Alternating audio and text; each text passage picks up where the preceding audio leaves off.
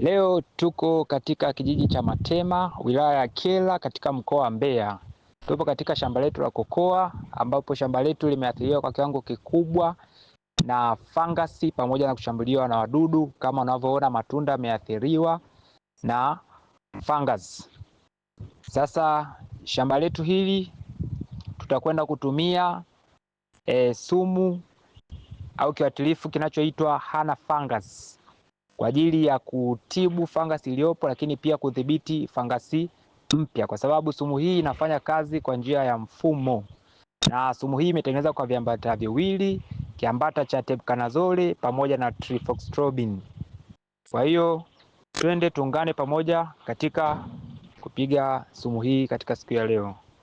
Hii ni sumu ya Hana Fungus inayotengenezwa na kampuni ya Fakulin. Tunakwenda kuitumia na kuichanganya na maji. Tutatumia kipimo cha mililita 50 kwa lita 20 za maji.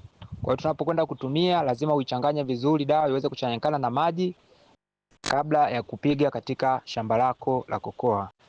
Na hii ndo namna nzuri ya kupulizia dawa yako. Unapokuwa unapulizia, hakikisha sumu inafikia majani yote, lakini pia inafikia eneo lililoathirika na fangasi. Kama unavyoona, majani yapate hiyo sumu, lakini pia eneo la shina na sehemu ambayo imeathirika.